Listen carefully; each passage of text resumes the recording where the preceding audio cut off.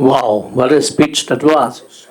So very motivating and so very thankful that the kind of compassion that you have exhibited towards the Northeast because of your association with Northeast and with your association with Sublimal, of course. And it sounds so very good that you are very sincere about facilitating Northeast to be taking a leadership role out here in ushering in the Industry 4.0 there.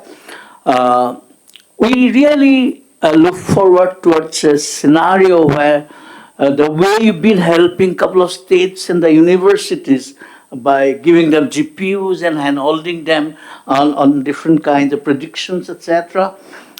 You would do something of that kind in Assam as well. And NVIDIA, being what it is facing some bit of a competition, all right, from nearby Northeast, till the DeepSeek guys had come and created a bit of a scenario. But then I'm sure if we sit pretty out there, taking your help, we can create our own DeepSeek honchos, our own guys who can be as smart as our neighboring areas. Anyway, thank you very much. Very kind of you. And you have been the cynosure of the seminar today. And I'm sure we are going to take it forward from where we have left today. And now, Mr. Arvind Bajaj, who is the CEO of Eviden India, he is here as the next speaker. Shri Bajaj is an experienced business leader with over 35 years of experience in the IT industry. He currently serves as the CEO of Eviden in India, where he is responsible for the growth and profitability of business. As the country head, Arvind manages Eviden business with a focus on growth of their advanced computing platforms in India. He has built the Eviden supercomputing and AI business ground up in India, striking market deals in the government sector. So Vimal, is your language. With customers like Ministry of Arts Sciences, CDAC and ISRO, Arvind has a bachelor's degree in engineering and an MBA. And Eviden India is also close to our members. In fact, Subimal himself is a good friend of Arvind, and Sunita also has some bit of a connection with the organization. And thank you, Kaushik. Good to see you from India today.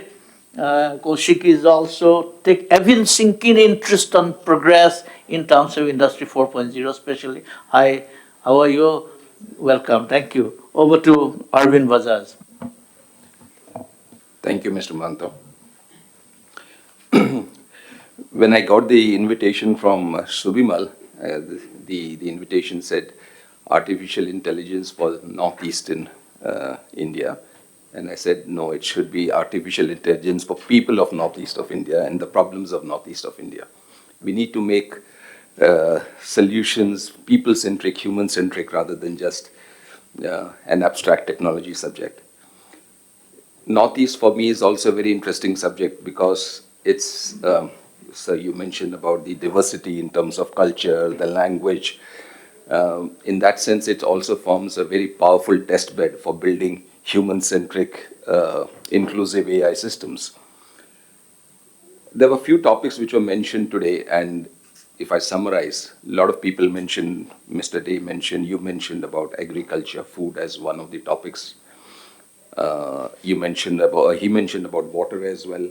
Then there was a topic about climate, health, all relevant topics, all topics which can be of immense value and solve problems of Northeast.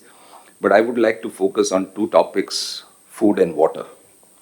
And food and water are also topics which are more relevant to Northeast because they are first local problems. They are problems which can be solved locally. They cannot be solved federally or centrally.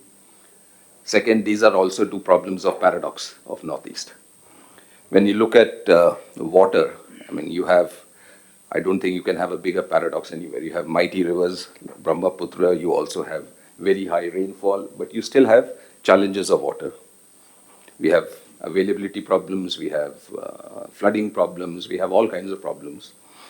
And second is agriculture with all kinds of green cover, climate.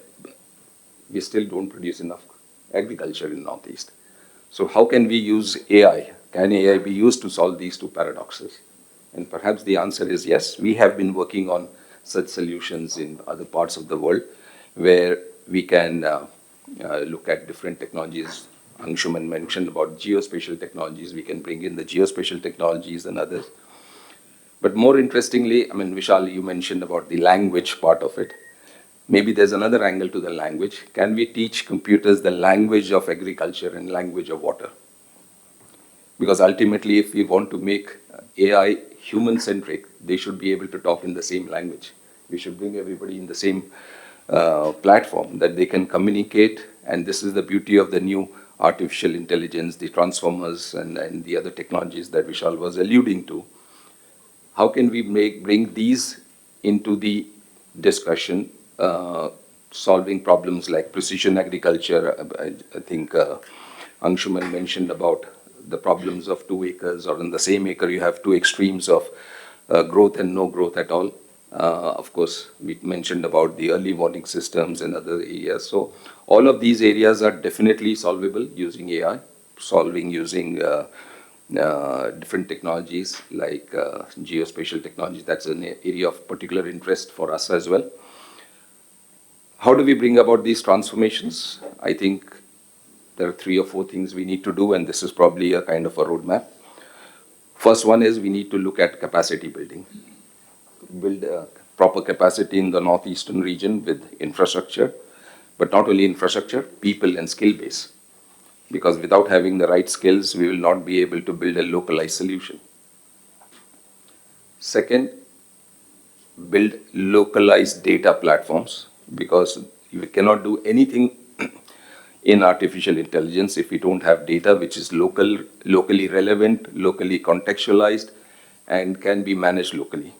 And there is a lot of work to be done to collate such data in every field. There's a lot of work to be done in this. In fact, this could itself be a very big employment generation possibility in the region, skill building possibility in the region. It's probably one of the most important pillars for me. Third is building use cases which are relevant, which are localized, which are built with the local stakeholders.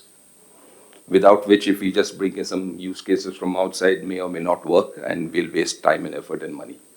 So how do we bring all the local relevant expertise into this use case building? Fourth is, and this is probably a very understated topic, but how do we make AI very simple to use? I mean, if we want the broad spectrum of citizens to use the platforms, we are talking about a farmer or a forest officer or an NGO worker or an administrator. We don't expect them to know AI or have a knowledge of AI. But how can we make it as simple to use as what we have on a WhatsApp?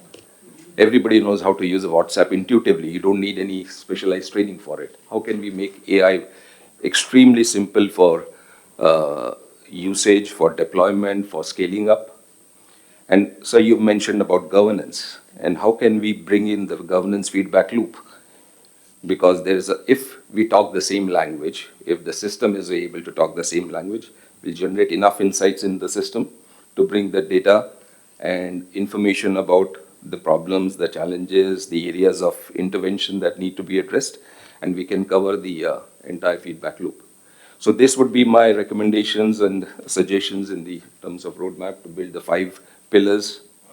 And together, I'm sure we can build a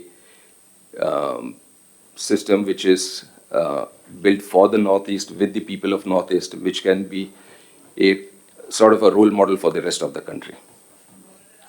That would be my suggestion.